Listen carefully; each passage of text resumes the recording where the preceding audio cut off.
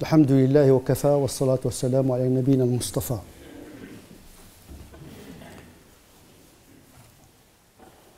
Il y a essentiellement deux grandes attitudes. La première consiste à concilier, à réconcilier, à réparer.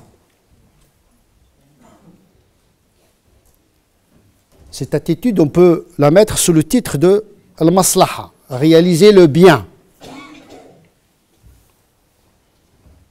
L'autre attitude, c'est l'attitude antagoniste, la corruption, qui suppose la division, la séparation et le divorce. La première attitude, c'est une attitude divine, puisque Dieu, après avoir séparé les éléments, il les a unis à travers des lois. La différence suppose la relation, pas la séparation. Parce que sans la différence, la différenciation, il n'y a pas de relation de conciliation. L'autre attitude qui consiste à séparer, à diviser, c'est l'attitude du diable. Diable, diabolos, ça veut dire celui qui divise. Shaitan en arabe, c'est celui qui éloigne, c'est celui qui sépare. Donc vous avez deux attitudes. Le musulman, il peut avoir ces deux attitudes.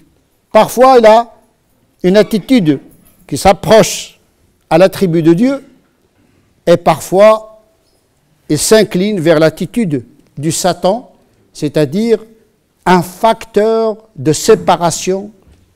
Aujourd'hui, on parle de séparatisme, un facteur de division et de divorce. Et le musulman, il oscille entre ces deux attitudes.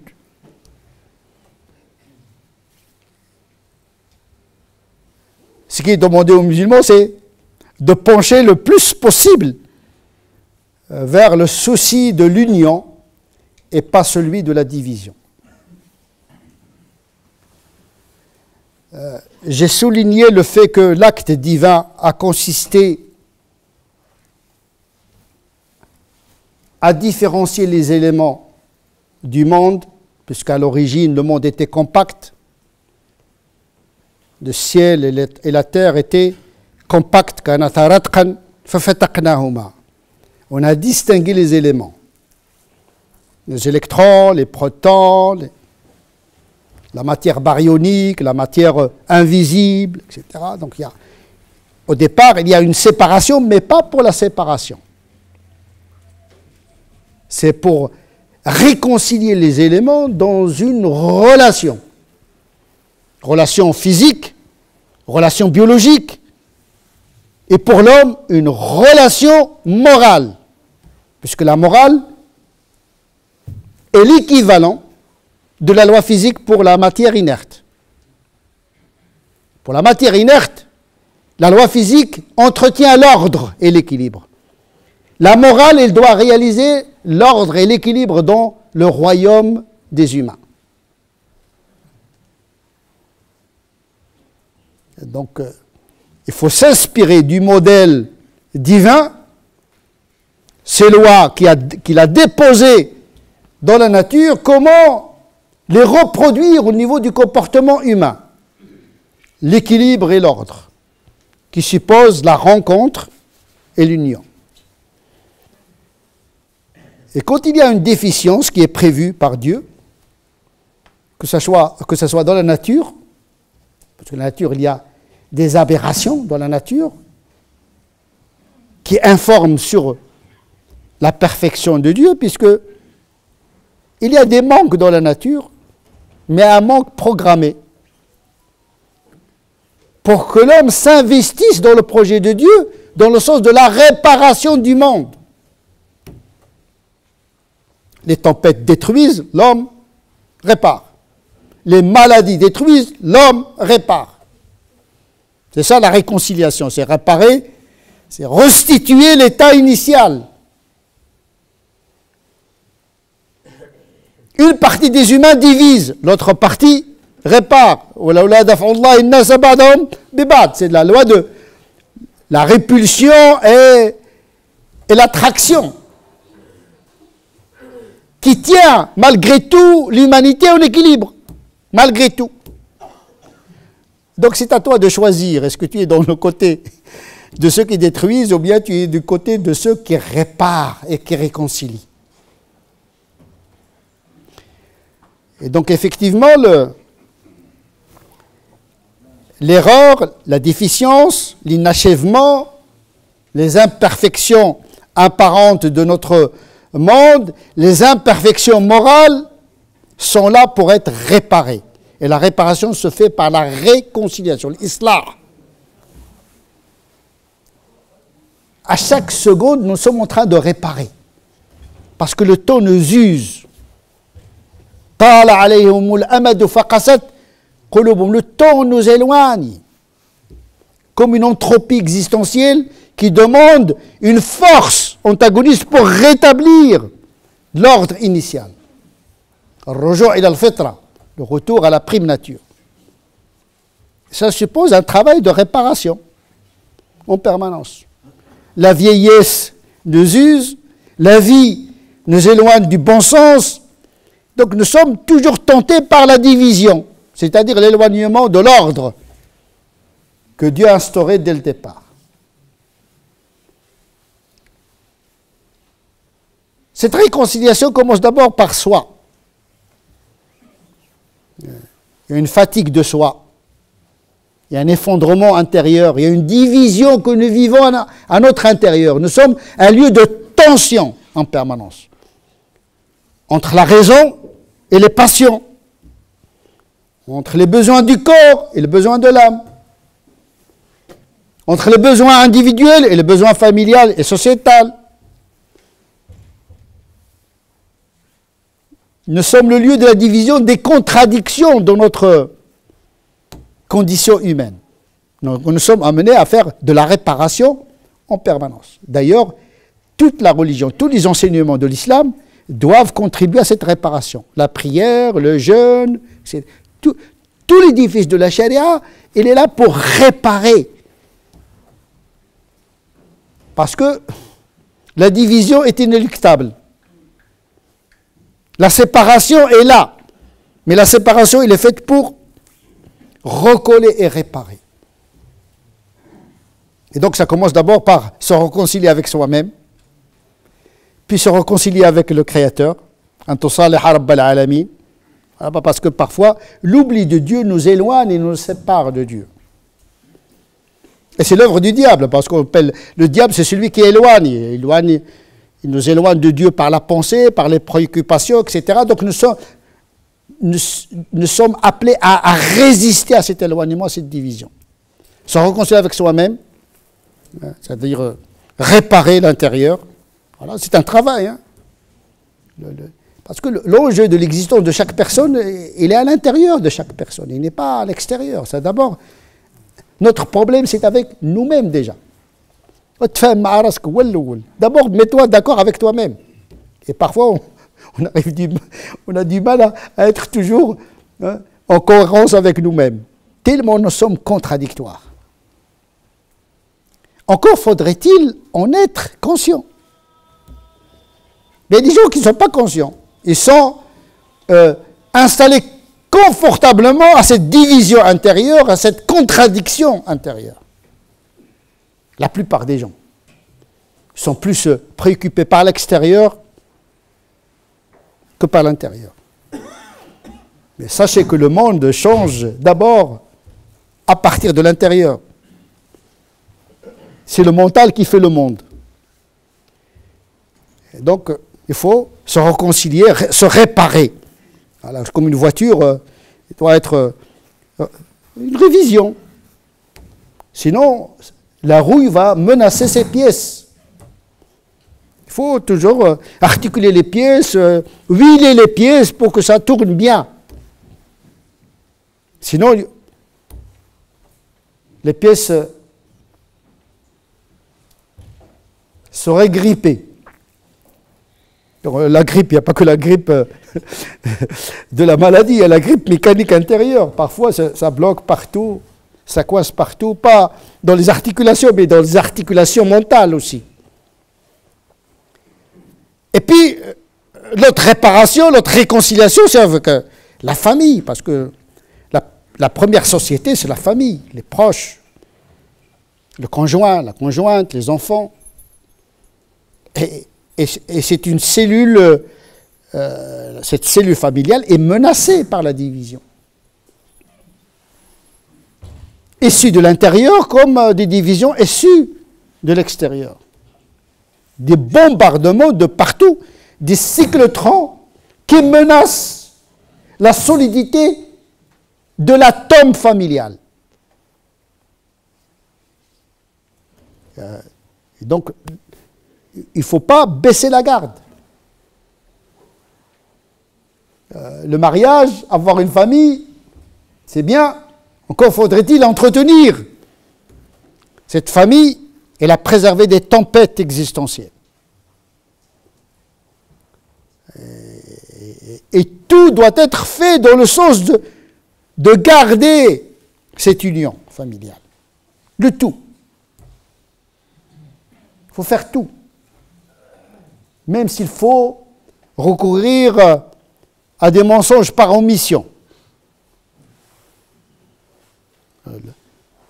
Le prophète, bien sûr, il a mis en garde contre le mensonge. Le mensonge est une maladie. Une maladie morale, mais une maladie mentale. Quelqu'un qui ne dit pas la vérité, c'est que il est dans un mensonge existentiel. Ça veut dire un mytho. Il a créé une personnalité qui n'est pas la sienne. Il voit le monde. Il ne veut pas voir le monde tel quel. Il se ment à lui-même, il ment aux autres. D'abord, le menteur, celui qui ment, d'abord, il ment à soi-même. Parce que pour être un bon menteur, il faut être un bon comédien. Ça veut dire se croire en son mensonge. Ça veut dire transformer le mensonge en vérité. Et ça, c'est le pire des mensonges. Malgré l'interdiction du mensonge, quand il s'agit de réparer, de réconcilier, d'unir, il y a une dérogation. Parce que la réconciliation, c'est quelque chose de très important dans l'existence des individus, dans la famille et dans la société.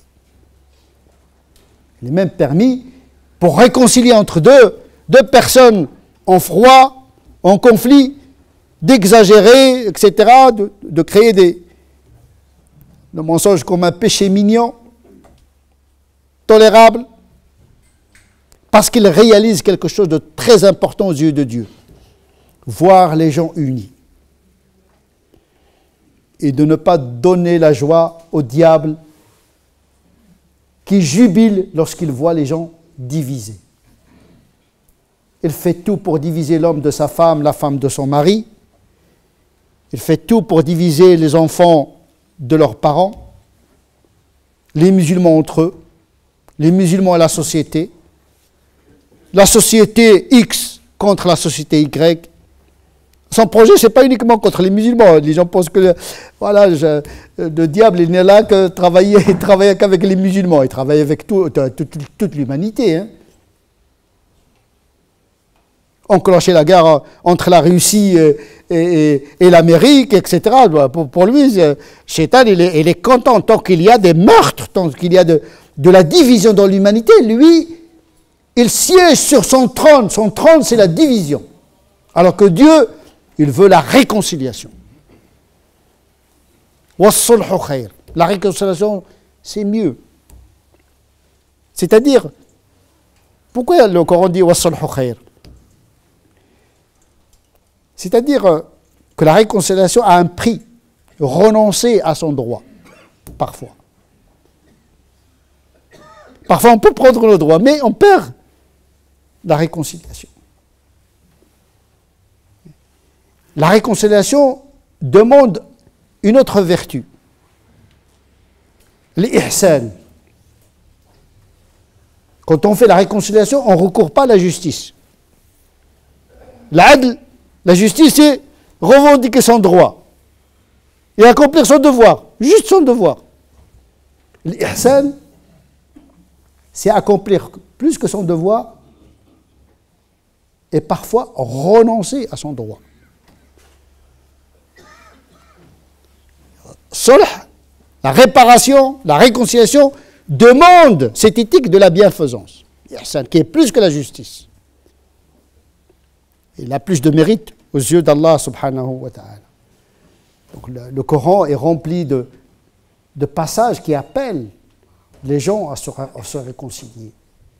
Et nous avons besoin de cette vertu à un moment où notre société française est menacée par la division. Aujourd'hui, il y a des paroles qui divisent, et des paroles qui peuvent tuer. C'est pour cette raison que le Coran dit il n'y a pas bon espoir, il n'y a pas de vertu, il n'y a pas de bien dans leurs paroles, hormis le fait de commander la sadaqa, ce qui est convenable, ou bien une réconciliation entre les gens. La parole réconciliatrice. Il y a la parole qui crée le conflit, parce que la parole est performative, elle est agissante, une parole peut tuer, une parole peut rendre l'espoir, elle peut faire revivre une personne, et une parole peut enclencher une guerre interminable. Comme Dieu crée par le Verbe, il réconcilie les éléments du monde par le Verbe, c'est aux hommes d'imiter le modèle divin, réconcilier le monde des hommes par une parole réconciliatrice. Les relations usent, séparent, d'où l'importance de la réparation dans les relations et la réconciliation dans la relation entre les gens. Il y a un moment très délicat dans notre histoire, pour ne parler que de notre pays, la France, qui est menacé par la division. Des paroles qui clivent, qui stigmatisent, qui excluent. Nous considérons que c'est une œuvre de Shaitan. Qu'il vienne du musulman ou qu'il vienne d'un non-musulman, c'est l'œuvre du diable. Et celui qui veut unir une société ne doit pas proférer une parole qui divise, mais une parole qui soigne. C'est comme le médecin, il ne se contente pas de faire le diagnostic, mais il propose des solutions. Dire qu'il y a une menace du grand remplacement, d'accord. À supposer que le diagnostic est bon. Quelle est la solution? Il faut réparer, il faut donner espoir, il faut... Et donc, réveiller le monstre et susciter les instincts les plus bas chez l'être humain, l'exclusion, l'agression, la peur, sans proposer une réponse, c'est faire l'œuvre du shaitan. En tout cas, le musulman, il doit être conscient que ce n'est pas dans l'intérêt des musulmans ni de la société que de jouer sur davantage de stigmatisation, ni une victimisation qui va dans le sens du séparatisme. Parce qu'il y a la tentation du repli. C'est une forme de division. Quand vous mettez à côté par vous-même, à côté de la société, c'est que vous avez choisi la division, consciemment ou inconsciemment. Surtout, il ne faudrait pas succomber à la tentation du séparatisme par peur de la société, mais par l'intégration, la relation dans la société. C'est la meilleure réponse que nous devons donner, c'est être dans la société, c'est de créer la relation avec autrui. C'est ça la bonne réponse. Et de ne pas aller dans le projet du diable qui vise à diviser les gens. نسأل الله عز وجل أن يجعلنا من الذين يستمعون القول فيتبعون أحسنه أولئك الذين هداهم الله أولئك هم أولو الألباب اللهم اهدنا فيمن هديت وعافنا فيمن عافيت وتولنا فيمن توليت اللهم ربنا آتنا في الدنيا حسنة وفي الآخرة حسنة وقنا عذاب النار اللهم من أراد بهذه البلاد وبالمسلمين خيرا فوفقه لكل خير ومن أراد هذه البلاد بشر وبالمسلمين فاكفنا شره بما شئت وكيف شئت اللهم صل على سيدنا محمد وعلى آل سيدنا محمد كما صليت على سيدنا إبراهيم وعلى آل سيدنا إبراهيم، وبارك على سيدنا محمد وعلى آل سيدنا محمد كما باركت على سيدنا إبراهيم وعلى آل سيدنا إبراهيم في العالمين إنك حميد مجيد. سبحان ربك رب العزة عما يصفون وسلام على المرسلين والحمد لله رب العالمين.